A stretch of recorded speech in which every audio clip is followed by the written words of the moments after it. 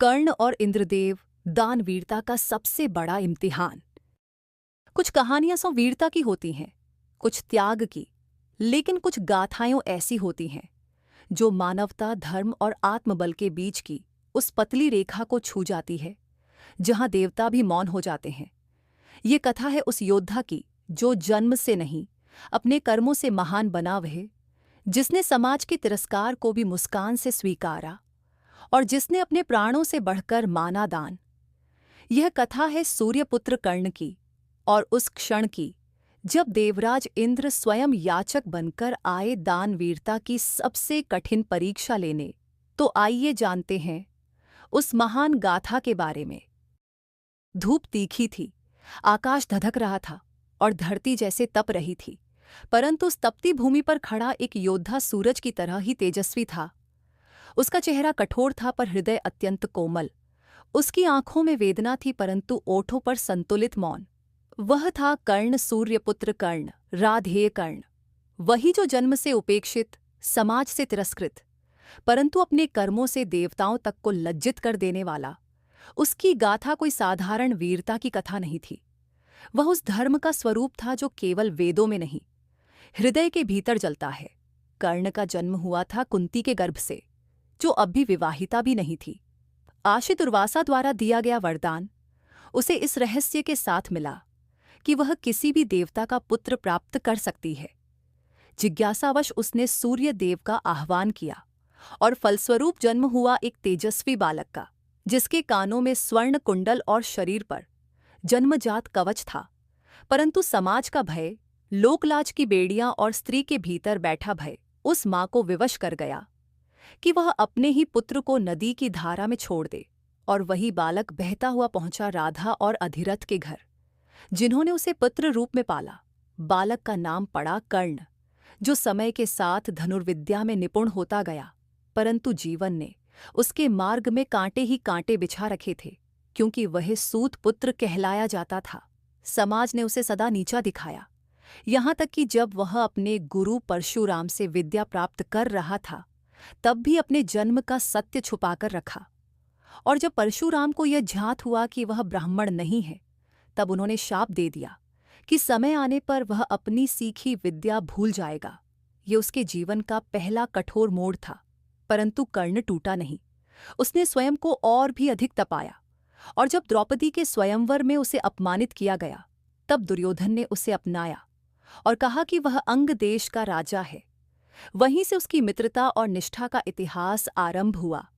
वह दुर्योधन के लिए प्राण तक न्यौछावर करने को तत्पर रहा, और यहीं से उसका जीवन द्वारराहे पर आ गया। एक ओर धर्म, दूसरी ओर मित्रता, एक ओर सच्चाई, दूसरी ओर वचन। महाभारत की भूमि पर यह संघर्ष आरंभ हो चुका था, और कर्ण उसमें ऐसा मोहरा था जिसकी शक्ति अपार थी, परंतु जिसके भाग्य पर स्वयं भगवान भी मौन थे। युद्ध से पहले की वह रात अत्यंत निर्णायक थी, जब स्वर्ग के देवता भी चिंतित थे, क्योंकि कर्ण की कवच और कुंडल उसे अमृता प्रदान कर सकते थे, और वह अर्जुन के लिए सबसे बड़ा संकट बन सकता था। ये बात स्वयं इंद्रदेव जानते थे, जो अर्जुन के पिता थे। उन्होंने एक युक्ति बनाई कि वे ब्राह्मण का वेश धारण कर कर्ण से दान मांगेंगे, क्योंकि उन्हें झात था कि कर्ण किसी याचक को खाली हाथ नहीं लौटाता। कर्ण उस समय सूर्य को अर्घ्य दे रहा था, उसके शरीर से तेज निकल रहा था। तभी एक वृद्ध ब्राह्मण उसके पास आया। उसने नम्र स्वर में कहा, हे वीर, मुझे केवल 2 वस्तुएं चाहिए, तुम्हारा कवच और कुंडल। यह सुनकर कर्ण थोड़ी देर चुप रहा। उसने वृद्ध की आंखों में झांका और कहा, स्वामी, यह तो मेरे शरीर से जुड़ी हुई वस्तुएं हैं, इन्हें निकालना पीड़ा देगा। परंतु अगले ही क्षण उसने मुस्कराकर कहा, परंतु यदि आप यही चाहते हैं तो मैं यह भी दे दूंगा। और उसने अपने शरीर से कवच को काटा, कुंडलों को निकाला। रक्त बहा, पीड़ा हुई, परंतु संतोष की आभा उसके चेहरे पर थी। उस वृद्ध ब्राह्मण ने उसी क्षण अपना असली रूप प्रकट किया। वह स्वयं इंद्र थे, देवराज इंद्र। कर्ण ने सिर झुकाया और कहा, मुझे झात था, परंतु आप याचक बनकर आए, इसलिए मैंने दान दिया। इंद्रदेव स्तब्ध रह गए। वे बोले, हे दानवीर, तुमने जो किया वह अमर है। मैं तुम्हें एक वर देता हूं, शक्तिशाली शक्र अस्त्र। जिसे तुम युद्ध में एक बार प्रयोग कर सकते हो। कर्ण ने हाथ जोड़कर कहा, धन्यवाद प्रभु, पर मैं इसे केवल अर्जुन के विरुद्ध प्रयोग करूंगा। यह थी कर्ण की महानता, यह था इंद्रदेव की परीक्षा, और यही था कर्म का गूढ़ रहस्य। कर्ण का जीवन इस क्षण से और भी कठिन हो गया, क्योंकि अब उसके पास वह सुरक्षा नहीं थी जो उसे अजेय बनाती। फिर भी उसने हिम्मत नहीं हारी। जब युद्ध आरंभ हुआ, तब श्रीकृष्ण ने स्वयं उसे मिलने बुलाया। उन्होंने उससे कहा, हे कर्ण, तुम पांडवों के भाई हो, कुंती के पुत्र हो, आओ, धर्म के पक्ष में आओ। परंतु कर्ण ने विनम्रता से उत्तर दिया, हे माधव, यह सत्य है कि मेरा जन्म पांडवों के बीच हुआ, परंतु मेरा जीवन दुर्योधन ने गढ़ा है, मैं उसका ऋणी हूं। श्री कृष्ण मौन हो गए, क्योंकि उन्होंने देखा उस व्यक्ति को जो अपने स्वार्थ के लिए नहीं, परंतु वचन और मित्रता के लिए युद्ध में जा रहा है। युद्ध के दिन आए, कर्ण ने अर्जुन का सामना किया, और तभी परशुराम का शाप भी फलीभूत हुआ। उसका रथ धंस गया, उसका रथचक्र मिट्टी में फंस गया, और वह अस्त्रों को भूल गया।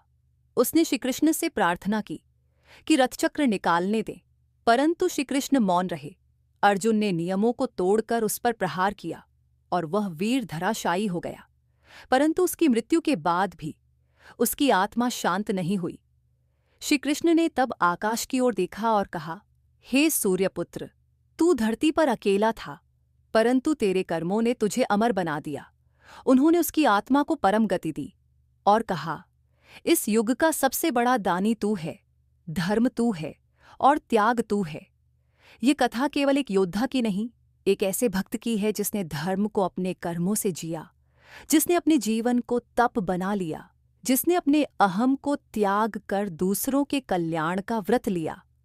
कर्ण की कथा हमें सिखाती है कि समाज चाहे तुम्हें स्वीकार न करे, परंतु यदि तुम्हारे कर्म शुद्ध हैं तो ब्रह्मांड भी तुम्हारा आदर करेगा। कर्ण की मृत्यु नहीं हुई, वह काल के गर्भ में अमर हो गया, क्योंकि जिस भूमि पर रक्त त्याग की शपथ के साथ गिरता है, वह भूमि तीर्थ बन जाती है। और जिस योद्धा का जीवन दान से प्रारंभ हो और दान में ही समाप्त हो, वह कभी मर नहीं सकता। वह प्रत्येक पीढ़ी को यह सिखाता है कि धर्म केवल वही नहीं जो ग्रंथों में लिखा हो, धर्म वह है जो आप अपने जीवन में जीते हो, जो आप अपने कर्मों में उतारते हो। यही कर्ण की आत्मा है, यही उसकी कथा की पुकार है। कर्ण मरकर भी अमर हो गया, क्योंकि जिसने जीवन में हर अपमान सहकर भी धर्म नहीं छोड़ा, जिसने हर चोट खाकर भी दान नहीं रोका, और जिसने हर तिरस्कार के बाद भी वचन निभाया, वो केवल योद्धा नहीं, वो सच्चा भक्त है। जब इंद्रदेव परीक्षा लेते हैं और श्रीकृष्ण स्वयं उसकी आत्मा को परम गति देते हैं, तो समझ लीजिए यह कहानी किसी साधारण मनुष्य की नहीं, बल्कि उस आत्मा की है जो तप, त्याग और सत्य के मार्ग पर चलते हुए खुद इतिहास बन जाती है। सूर्यपुत्र कर्ण एक ऐसा नाम जिसे युगों युगों तक याद किया जाएगा, एक ऐसा आदर्श जिसे केवल सुना नहीं, जिया जाना चाहिए। अगर आपके मन को ये कथा छू गई हो, तो आपके अपने भक्ति धारा कहानियाँ चैनल को सब्सक्राइब करें और इस कहानी को उन तक पहुँचाए जिनके जीवन में कर्ण जैसी प्रेरणा की ज़रूरत हो। जय श्री कृष्ण।